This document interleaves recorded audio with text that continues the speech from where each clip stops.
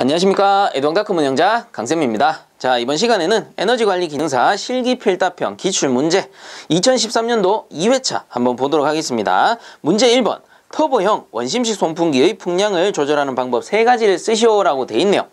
자, 그래서 터보형이라고도 하고 뭐 원심식이라고도 하는데, 자, 이 원심식 송풍기 같은 경우에는 여기 임펠러의 원심력에 의해서 얘가 이렇게 돌아가는 거죠. 원심력에 의해서 유체를 흡입 및 토출시킨다라고 했습니다. 여기서 흡입하고 이렇게 토출을 시키게 되는데, 우리가 펌프로 치면은 볼류트 펌프와 유사하다라고 했었고요. 이 송풍기 같은 경우 풍량을 조절하는 방법 3가지는 정답에 보시면, 자, 첫 번째 회전수를 조절한다라고 돼 있죠. 그래서 뭐예요? 이 임펠러의 회전수, 즉 RPM을 조절하는 겁니다. 그래서 RPM을 늘리게 되면은 많은 풍량이 공급이 될 거고, RPM을 줄이면은 풍량이 또 줄어들게 되겠죠. 이런 식으로 회전수를 조절하는 방법, 회전수 조절법.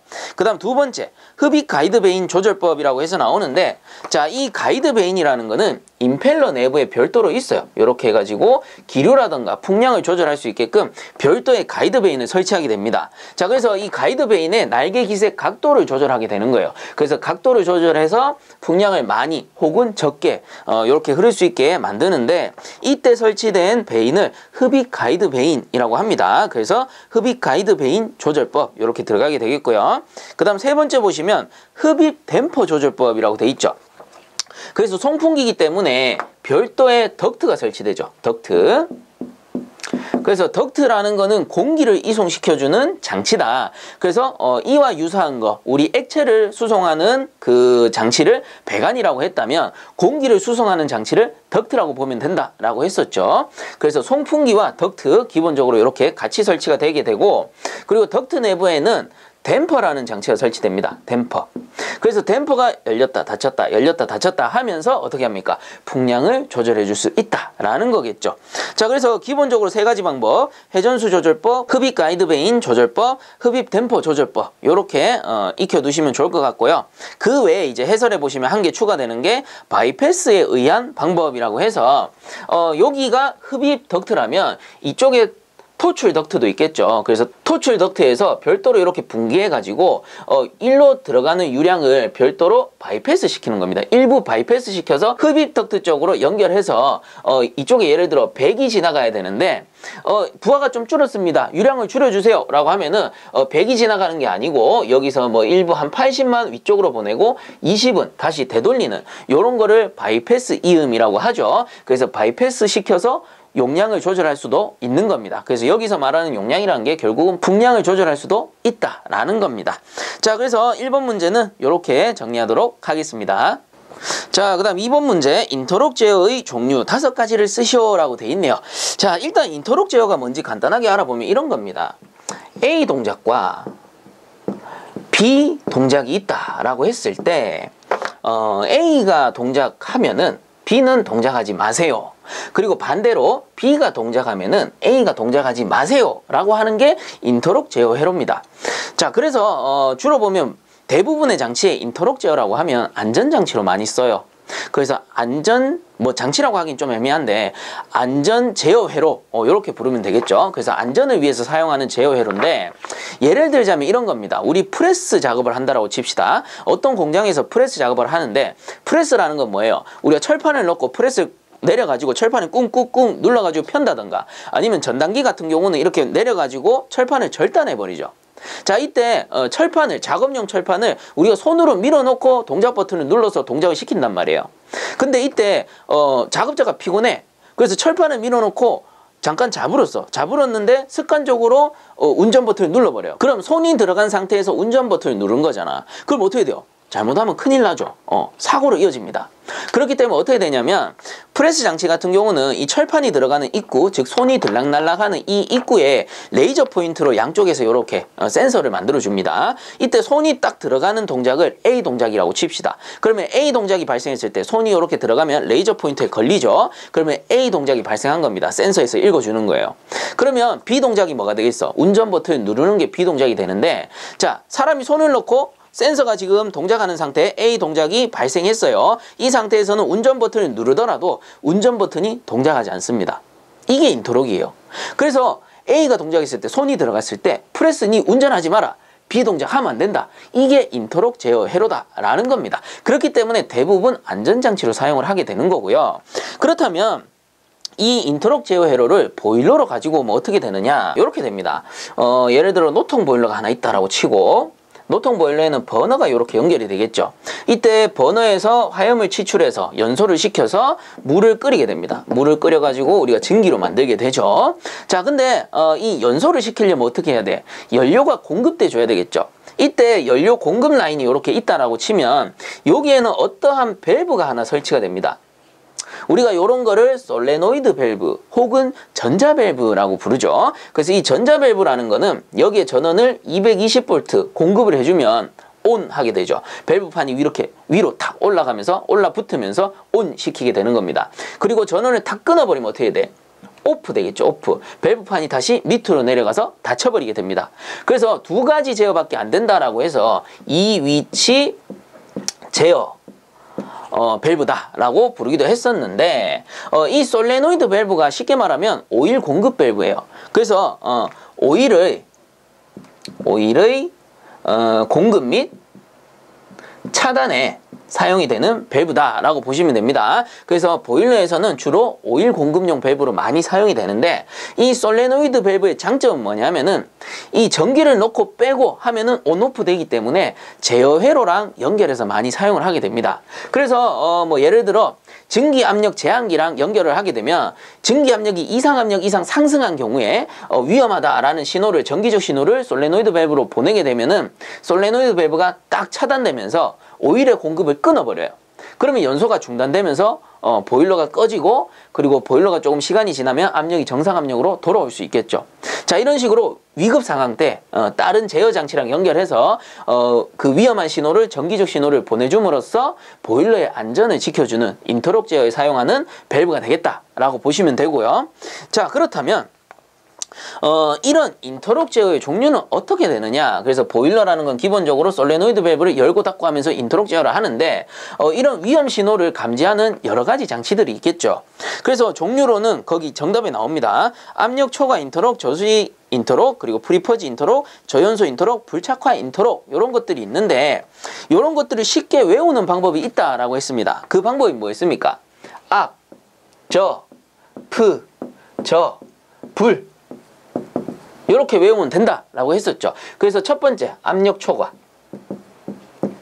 인터록이라고 했었고 그 다음에 저수위 인터록, 그 다음 프리퍼지 인터록, 그 다음에 저연소 연소가 제대로 안 됐을 때 인터록, 그 다음 불착화 불이 제대로 붙지 않았을 때 인터록을 걸어준다라는 겁니다. 그래서 얘들을 좀 쉽게 설명하면 압력 초과 인터록 같은 경우에는 증기 압력 제한기랑 연결을 해요. 제가 앞에서 설명을 드렸죠. 그래서 증기 압력 제한기란 게 뭐 별다른 거 아닙니다. 증기 압력을 제어하는 일종의 스위치예요. 내부에는 수은이 들어있는 스위치인데 그 스위치랑 솔레노이드 밸브를 연결하는 거예요. 그러면은 예를 들어 제가 이 증기 압력을 정상 압력을 5kg/.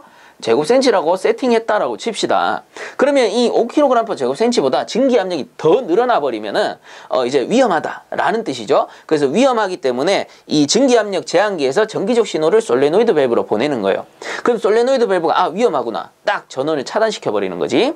그래서 오일의 공급을 막아주고 그리고 버너의 연소를 중단시킵니다. 그럼 시간이 지나면 압력이 서서히 떨어지겠죠. 그리고 어느 정도 정상 압력으로 도달하면은 다시 재운전시키는 요런 식의 인터록을 압력 초과 인터록이라고 보시면 되고요. 그 다음 저수위 인터록은 뭐겠어요? 딱 감이 오시죠? 이 저수위 인터록은 이름만 봐도 감이 오실 거예요. 그래서 저수위 인터록 같은 경우에는 고저수위 경보장치랑 연결이 돼요. 즉 수위 제어 장치랑 연결이 되는 거야.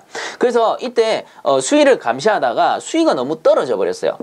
정상 수위일 때는 계속해서 연소해도 상관이 없습니다. 계속 연소해도 어차피 증기로 발생돼서 증기가 빠져나가고 다시 재급수가 되기 때문에 크게 문제가 없어요. 근데 급수 장치에 뭔가 이상이 생긴 거야. 혹은 누설이 발생했어. 그럼 수위가 쭉 떨어지겠죠. 수위가 쭉 떨어지고 그 수위가 거의 없을 때, 물이 거의 없을 때 빈 용기를 계속 가열하면 어떻게 돼요? 내부의 압력이 계속해서 상승할 거란 말이야. 그러면 이 밀폐된 용기가 견디다 못 견디면 어떻게 돼요? 빵 터져버립니다.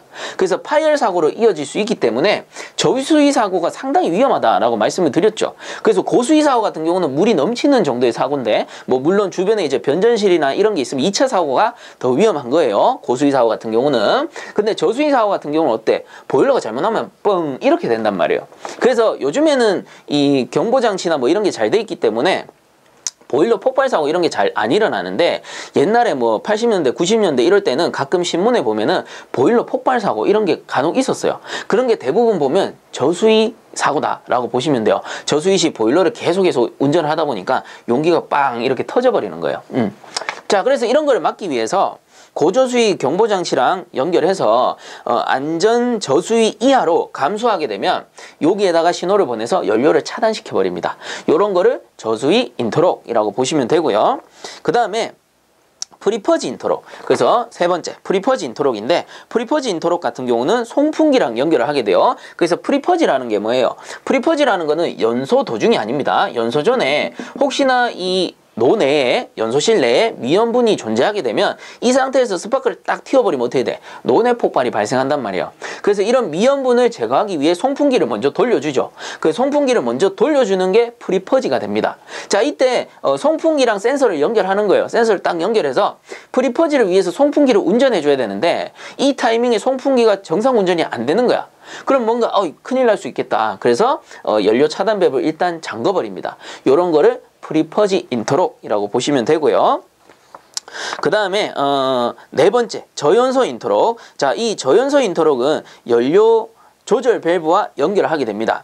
그래서 연료 조절 밸브와 연결해서 사전적 의미 먼저 읽어드리면 저연소로 전환되지 않을 때 연료를 차단시켜줘요. 그래서 정상적으로 저연소로 전환되지 않을 경우 이 저연소 인터록이 동작하게 된다. 이렇게 이해하시면 되겠죠. 자, 그 다음에 이제 다섯 번째 나오는 게 불착화 인터록. 이런 거는 좀 알고 계신 분들도 많을 것 같아요. 불착화가 뭐예요? 불이 붙지 않았다라는 거죠. 자, 마찬가지입니다. 우리가 뭐 고연소 저연소를 떠나가지고 한 번에 탁 붙어줘야 되는데 이 한 번에 제대로 붙지 못한 거예요. 그래서 처음에 스파크 탁 튀었는데 빵 하면서 탁 연소가 이렇게 이루어져야 되는데 제대로 붙지 못했다. 스파크가 일어나지 못했다. 이 상태에서 연료가 들어가 버리면 미연분으로 변해버리죠. 그리고 그 상태에서 운전자가 제대로 감시하지 못하고 화염을 이렇게 착화를 탁 시켜버리면은 노내 폭발로 뻥 이어질 수가 있다라는 겁니다. 자, 그래서 불착화 시 어떻게 하는 거야? 화형 검출기랑 연결하는 거예요. 화형 검출기랑 이 솔레노이드 밸브를 연결해가지고 화형 검출기에서 뭐 예를 들어 광전관을 썼다라고 칩시다. 그럼 정상 연소 상태라면 빛이 광전관으로 들어올 거 아닙니까? 그러면 굳이 신호를 보내지 않아요. 근데 제대로 연소되지 않았어. 실화가 발생했어. 불꽃이 꺼졌어요.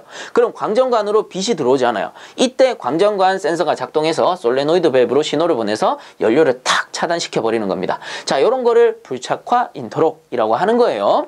자, 그래서 여러분들 종류는 요게 다예요. 외우는 거 쉬워요.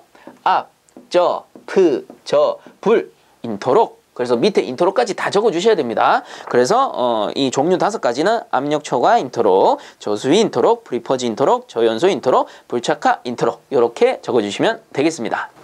자, 그 다음 3번 문제. 주철제 온수 방열기 입구의 온도가 93도씨, 출구의 온도가 71도씨, 실내 공기 온도가 18도씨고 표준 방열량 450, 그리고 온도차가 62도씨일 때 방열량은 몇 킬로칼로리 퍼 미터 자승 아워인가? 계산하시오 라고 돼 있네요. 그리고 단 소수점 첫째 자리에서 반올림 하시오 라고 돼 있으니까 요거 잘 기억을 합시다. 그래서 요 문제 같은 경우는 38페이지의 내용을 참고를 하시면 되는데 그냥 말 그대로 참고만 하세요. 그래서 이 문제 같은 경우는 우리가 이미 앞에서 한번 풀어봤던 문제랑 거의 유사한 패턴이에요. 유사한 패턴인데 여기서 약간 문제를 살짝 꼬아놨어요. 살짝 꼬아놔서 여러분들이 딱 봤을 때 이거 뭐지? 쌤이 가르쳐준 것 같은데 뭔가 좀 다른 것 같은데 이렇게 생각이 될 거예요. 그 왜 그런지 제가 알려드릴게요. 제가 이해를 좀 시켜드릴게요. 자, 그래서 일단 방열량을 물어봤기 때문에 방열량 구하는 공식은 Q는 K 델타 T로 우리가 풀었었죠. 그래서 이게 방열량 킬로칼로리 퍼 미터 자승 아워 이렇게 구했었고 단위가, 그래서 이게 방열량 또는 소요 방열량 이렇게 불렀습니다. 그래서 K는 방열 개수로 킬로칼로리 퍼 미터 자승 아워 도시였고요. 그 다음에 델타 T라는 거는 온도차 도시였습니다. 그래서 얘들 두 개 곱해주면 도시 사라지니까 킬로칼로리 퍼 미터 자승 아워라는 방열량, 소요 방열량이 나온다 라는 건데, 자, 그렇다면 제가 말씀드렸죠. 온도차 같은 경우에는 방열기 입출구 온도만 주면은 그냥 말 그대로 입출구 온도 그 온도차를 구해주시면 되는 거고, 이 문제처럼 방열기의 입출구 온도도 주고 실내 공기 온도도 줬다면은 산술 평균 온도차로 구해주면 된다 라고 했었습니다. 그래서 오케이, 여기까지 좋아요. 그러면 방열량 한번 구해봅시다. Q는 K가 없어요. K가 없어. 자, 일단 뒤에 거는 내가 알겠어. 뒤에 거는 산술 평균 온도차로 구하면 되니까 평균 온도가 93 더하기 71 나누기 2에다가 빼기 18도씨, 이렇게 하면 뭡니까? 델타 T, 우리 산술 평균 온도 구한 거야. 근데 곱하기 K를 해줘야 되는데 K가 없어. K가. 이러니까 이제 헷갈리는 거죠. 쌤이 가르쳐줬던 공식이 아닌가? 막 이런 생각이 든단 말이에요. 자, 근데 중요한 거는 요 K를 구하는 공식이 따로 있습니다. K를 구하는 방법은 62분의 여기서는 450을 해주면 돼요. 자, 이게 무슨 말이냐? 이게 무슨 말이냐? 이게 쌤 도대체 이게 뭡니까? 막 헷갈리죠. 뭔지 모르겠어요. 자, 그래서 38페이지를 한번 봅니다. 여러분들 38페이지를 한번 펴보세요. 그래서 38페이지를 딱 펴보면은 뭐가 나오느냐 하면은 표준 방열량에 대한 내용이 나오는데, 이 표준 방열량에서도 방열개수 온도 기준표라는 게 나와요. 그래서 방열개수 온도 기준표에 보면 그 방열개수 온도 기준표에 그 온수 보일러를 한번 보세요. 온수 보일러 보시면 그 방열개수 온도 기준표에 나오는 온도차가 표준으로 정해놓은 온도차예요. 그게 몇 도시냐면은 80 빼기 18도씨가 나옵니다. 이게 얼마가 나오느냐? 62도씨가 나와요. 자, 이게 뭐냐? 요게 요거예요. 요거. 즉 표준 방열량에 따른 온도차가 정해져 있는 겁니다. 이미 정해져 있는 거예요. 표준 방열량이기 때문에 우리는 표준 온수 보일러, 증기 보일러, 온수 보일러 다르지만 우리 지금 온수 보일러 하니까 온수 보일러만 보세요. 온수 보일러의 경우에는 표준 방열량에 따른 온도차가 62도씨로 정해져 있어요. 그러면 제가 한번 다시 구해 볼게요. 표준 방열량을 구하는 공식은 Q는 K 델타 T겠죠. 우리 이미 배운 겁니다. 그러면 방열 개수도 38페이지 보면 나와요. 이게 7.2라고 나올 테지만 7.25 정도로 봅니다. 7.25라고 딱 나와 있어. 킬로칼로리 퍼 미터 자승 아워 도시라고 딱 나와 있어. 이게 표준으로 정해져 있어. 그리고 곱하기 델타 T 62 넣어보자. 62 딱 넣게 되면 얼마 나온다? 요게 449.5 정도 나올 겁니다. 그래서 우리가 이거 반올림 해가지고 어떻게 씁니까? 450으로 쓰잖아요. 450으로 쓰잖아. 자, 그러면 여기까지는 어떻게든 따라왔어. 근데 이게 뭔 상관이에요? 라고 물어볼 수 있지. 자, 그래서 이렇게 한번 바꿔봅시다. K를 한번 구해볼까요? K를. 그럼 K는 델타 T 내려가죠. 델타 T 분의 Q가 돼요. 그러면 이거 그대로 한번 풀어보면 델타 T가 62 그리고 Q가 450이잖아. 그럼 다시 쓰면 뭐예요? 62분의 450 하면은 K가 나와요. 7.25라는 K가 나옵니다. 이거 어디 있어? 여기 있잖아요. 여기. 즉 요게 뭐냐면은 요거예요. 요거요. K는 델타 T분의 Q라고 해서 델타 T분의 Q 해가지고 우리가 K를 구해준 거야. K를. 이제 이해 가세요? 표준 방열량이 이미 다 나와 있는 내용들이에요. 그래서 K를 구하는 공식이 이제 한 개 더 생긴 거야. 우리가 이미 알고 있던 공식 중에 우리가 한 개 더 추가하면 됩니다. K를 구하는 공식은 델타 T분의 Q다. 그래서 이때 표준 방열량을 줬고 표준 방열량에 따른 표준 온도차를 줬기 때문에 우리는 표준 온도차분의 표준 방열량 해가지고 K를 구해낸 거예요. 그럼 이 공식이 뭐가 되는 거야? K 곱하기 델타 T 산술 평균 온도차가 되는 겁니다.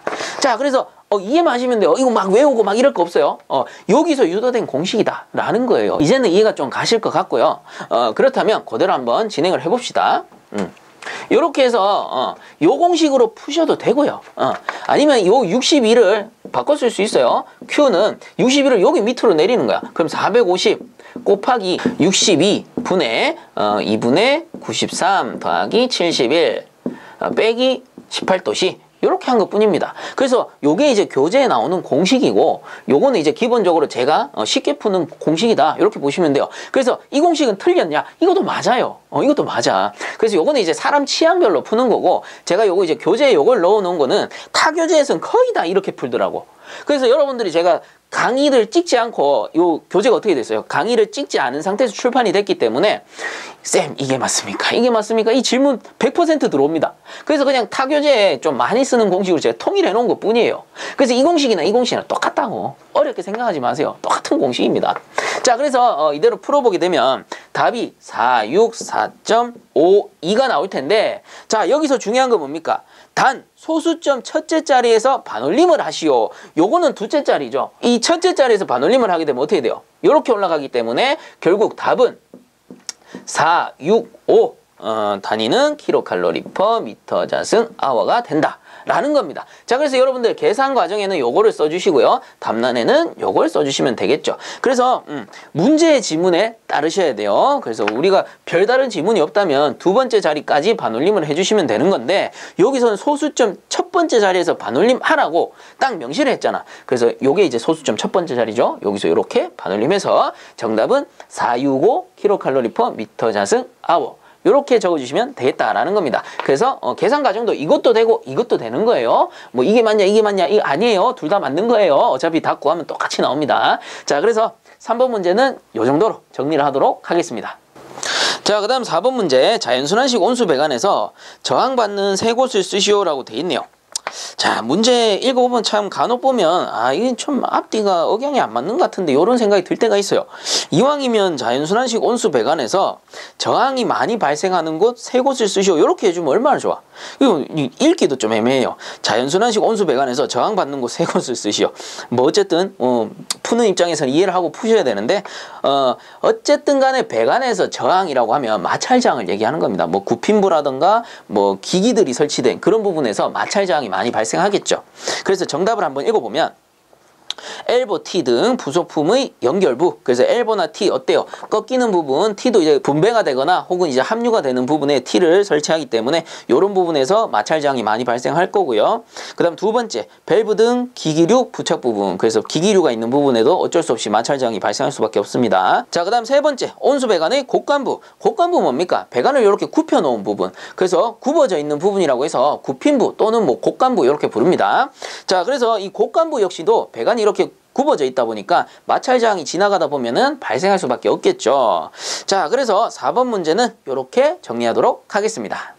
자, 그 다음 5번 문제, 가스 절단기를 제외한 강관 절단 방법 4가지를 쓰시오라고 돼 있네요. 그래서 정답 한번 보면 첫 번째, 쇠톱을 사용한 절단. 그래서 우리가 손으로 이렇게 쇠톱 가지고 자르는 걸 얘기하는 거고요. 그 다음 두 번째, 기계톱을 이용한 절단. 그래서 뭐 띠톱 기계라든가 이런 띠톱이 막 돌아가면은 거기에다 파이프를 이렇게 넣어가지고 절단을 할 수가 있겠죠. 그 다음 세 번째, 파이프 커터를 사용한 절단. 뭐 더 말할 것도 없습니다. 그 다음 네 번째, 고속숫돌 절단기를 사용한 절단기. 그래서 고속숫돌 절단기란 그 장치가 있어요. 그래서 그 장치에서 파이프를 절단할 수도 있다라는 겁니다. 자, 그래서 5번 문제 이렇게 정리하도록 하겠습니다. 자, 그 다음 6번 문제, 나관에서 열 손실이 5000kcal/h인 관에서 보온재를 시공하였으나 보온 후 열 손실 1000kcal/h로 감소하였다. 이 경우 보온 후 효율은 몇 %인가? 라고 돼 있네요. 자, 그래서 이전에도 한번 풀었던 문제입니다. 보온 효율 2타는 Q0 분의 Q0 빼기 Q 뭐 곱하기 100%로 바꾸려면 100을 해주면 된다라고 했었죠. 그래서 Q0가 보온 전 열손실이었고 Q라는 게 보온 후 열손실이었다. 그래서 보온 전 열손실이 이만큼이었는데 보온 전 빼기 보온 후 하면 어떻게 되는 겁니까? 손실 열량을 줄인 거죠. 이 중에 보온하고 나니까 손실 열량이 이만큼 줄더라. 이게 결국 뭡니까? 보온 효율이다 라는 겁니다. 자, 그래서 그대로 넣습니다. 보온 전 나관의 열손실이겠죠. 그래서 5000 분의 5000 빼기 보온 후의 열손실은 1000. 그래서 대략 4000 정도 감소를 했네요. 그리고 곱하기 100 하게 되면은 요게 얼마가 나오느냐? 80%. 자, 그래서 요게 이제 계산 공식 뭐 이것까지 쓰진 않더라도 요게 2타 이렇게 해가지고 요거를 계산 과정에 써 주시고요. 그 다음 답란에 80% 이렇게 적어주시면 되겠습니다. 자, 그 다음 7번 문제. 어느 주택에서 1일당 부하를 측정한 결과라고 돼 있네요. 자, 1일 하루입니다. 하루를 기준했을 때 난방부하가 2460kcal/day, 시동부하가 47400kcal/day, 배관부하가 59400kcal/day, 급탕부하가 7200kcal/day일 때 보일러 최소 용량은 몇 kcal/h인지 구하시오라고 돼 있습니다. 그래서 여기서는 뭐 최소 용량이라고 얘기를 했지만 뭡니까? 난방부하, 배관부하, 급탕부하, 시동부하 뭐예요? 예열부하죠? 그래서 얘들을 준 거 보니 아, 전격 출력을 구하라는 거구나. 이렇게 이제 어느 정도 요령껏 알아보셔야 됩니다. 그래서 전격 출력은 이왕이면 순서대로 외워달라고 했습니다. 그래서 난, 급, 배, 예, 요렇게 다 더해주면 된다라고 했었죠. 그래서 순서대로 외우는 이유는 뭐였어? 요 예열부하, 즉 시동부하를 빼게 되면 상용 출력을 구하는 공식이 되니까 웬만하면은 순서대로 외워달라라고 했습니다. 그리고 문제 풀 때 별도로 상용 출력이라는 언급이 없으면 그냥 전부 전격 출력이에요. 그래서 뭐 용량이라고 하든 그냥 출력이라고 하든 열 출력이라고 하든 그냥 따로 상용 출력이라는 언급이 없으면 전부 전격 출력으로 구하시면 됩니다.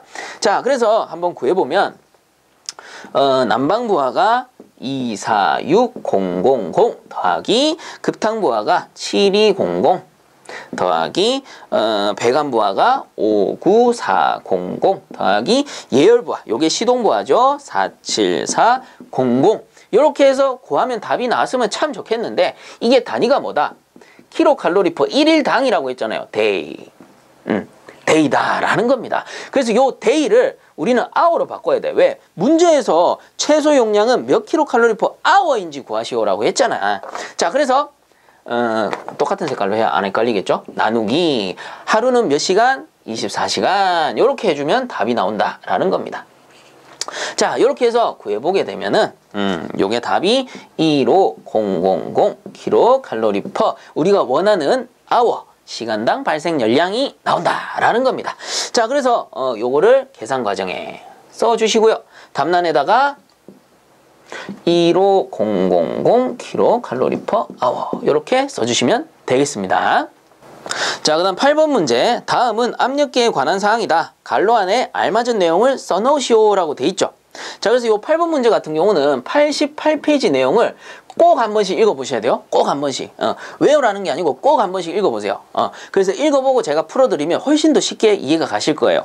자, 그래서 읽어봤다는 가정하에 제가 풀이를 해드리면 압력계와 연결된 증기관은 최고 사용 압력에 견디는 것으로 그 크기는 황동관 또는 동관입니다. 동관을 사용할 때에는 안지름 6.5mm 이상이어야 하고 그 다음 강관을 사용할 때는 조금 크게 해도 돼요. 12.7mm 이상이어야 하며 증기온도가 도시로 하면 210도씨 그리고 켈빈으로 하면은 483 켈빈이 됩니다. 그래서 210도씨 적어주셔야 되고 483 켈빈 적어주셔야 되고 둘 다 적어주셔야 되고요. 이때 210도씨를 넘을 때에는 황동관 또는 동관을 사용하여서는 안 된다. 온도가 너무 높아지면은 얘들이 녹아버릴 수가 있으니까 이때는 황동관 또는 동관을 사용하지 말고 좀 더 안전하게 강관을 사용해줘라. 이런 뜻이 되겠죠. 자, 그래서 8번 문제 답은 가, 동관, 나, 강관, 다 210도씨 혹은 483 켈빈라는 동관 이렇게 정리하도록 하겠습니다. 자, 그 다음 9번 문제 한번 보시면 요 9번 문제는 풀기 전에 86페이지에 있는 내용을 꼭 한 번씩 읽어보시면 좋을 것 같아요. 그래서 제가 이렇게 꼭 한번 읽어보세요 라고 하는 거는 꼭 한번 읽어보셔야 됩니다. 왜냐하면 여기 관련된 문제가 상당히 많이 나온다라는 거예요. 그래서 기본적으로 제가 읽어보세요 하고 한번 딱 풀어드릴 때 정확하게 이 내용을 이해하고 숙지해버리면은 요 관련된 문제는 거의 대부분 맞출 수 있다라는 겁니다.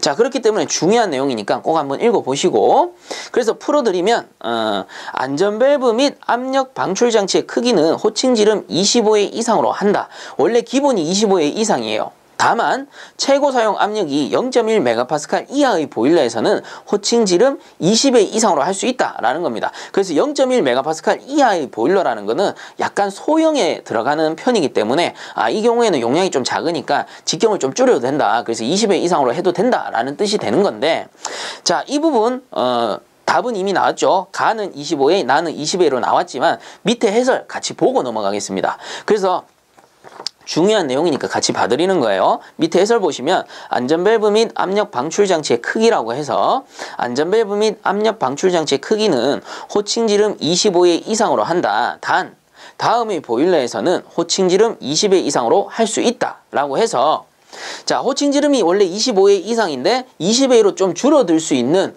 그런 보일러는 어떤 것들이 있느냐. 그래서 한 개씩 봅니다. 첫 번째, 최고 사용압력 0.1MPa 이하의 보일러. 앞에 문제에서 나온 내용이죠. 요 경우에는 용량이 좀 작은 보일러다라고 판단해서 호칭지름을 조금 줄여도 된다라는 소리고, 그 다음 두 번째, 최고 사용압력이 0.5MPa 이하이며 동체 안지름 500mm 이하이고 동체 길이가 1000mm 이하인 보일러. 그래서 0.1MPa보다는 좀 크죠. 0.5 같으면. 그래서 0.5MPa 이하인데 0.5MPa 이하인데 이때는 어떤 기준에 의해서 원통 보일러일 경우에는 요 동체의 지름과 동체의 그 길이에 따라서, 그래서 동체 안지름이 500mm보다 작고 요거보다 작고 동체의 길이가 1000mm보다 작을 때에는 요것도 그래 소형으로 봐주자. 0.1MPa까지 내려가진 않았지만 0.5MPa이긴 한데 요 전체 그 규격이 작으니까, 즉 전열 면적이 그만큼 작아졌으니까 요것도 소형으로 보자. 그래서 우리 20A까지는 우리가 허용해 줍시다. 그래서 요때는 좀 직경이 작아져도 된다라는 뜻이고요. 그 다음 세 번째, 마찬가지 최고 사용압력이 0.5MPa 이하이며 이때 어떻게 됩니까? 딱 전열 면적이라고 나오죠. 전열 면적이 2m 자승 이하인 보일러. 그래서 보통 보면 보일러의 용량을 표현할 때는 여러 가지 방법이 있습니다만은 뭐 증기량이라든가 급수량이라든가 이런 것도 있을 것이고 전열 면적으로 표현하는 경우도 있어요. 그래서 전열 면적이 구조에 어찌되었든 2m 자승 이하인 경우에도 그래 우리 소형으로 봅시다. 그래서 이 경우에도 그 방출 장치의 지름을 좀 작게 할 수 있다라는 뜻이고, 그 다음 네 번째 보시면 최대 증발량 5톤/아워 이하의 관류 보일러라고 돼 있죠. 그래서 관류 보일러는 수관식 보일러 중에 관으로만 이루어져 있기 때문에 뭐 지름이라든가 전열 면적을 산정해내기가 어렵습니다. 그렇기 때문에 어떻게 합니까? 최대 증발량으로 보는 거예요. 그래서 최대 증발량 5톤/아워 이하의 관류 보일러도 좀 소형으로 봅시다. 그렇게 해서 20회 이상으로 할 수 있다라는 것이고, 그 다음 다섯 번째, 소형량 강철제 보일러 또는 소형량 관류 보일러라고 딱 대놓고 나오죠. 자, 그래서 요 기준을 꼭 기억을 하셔야 되고요. 이번 문제처럼 이 기준의 일부를 이제 숨기고 나오는 문제도 있을 것이고, 어떤 경우에는 기준 3가지 혹은 4가지를 쓰시오라고 나오는 경우도 있어요. 그래서 요 내용을 확실하게 숙지를 하고 암기해두고 넘어가 버리면 이후에 이 관련된 문제는 거의 대부분 맞출 수 있다라는 겁니다. 자, 그래서 9번 문제 답은 가는 25회 나는 20회이니까 이렇게 정리하도록 합시다. 자, 그 다음 10번 문제 한번 보겠습니다. 다음과 같은 도시기호의 물음에 답하시오 라고 해서, 자, 도시기호 요렇게 줬습니다. 이때 뭐 정리를 조금 해보면 가장 위에 있는 게 요게 쪽수고요. 그리고 요게 형식, 그 다음 요게 높이였고, 그 다음 요게 유입간경, 그 다음 요게 유출간경.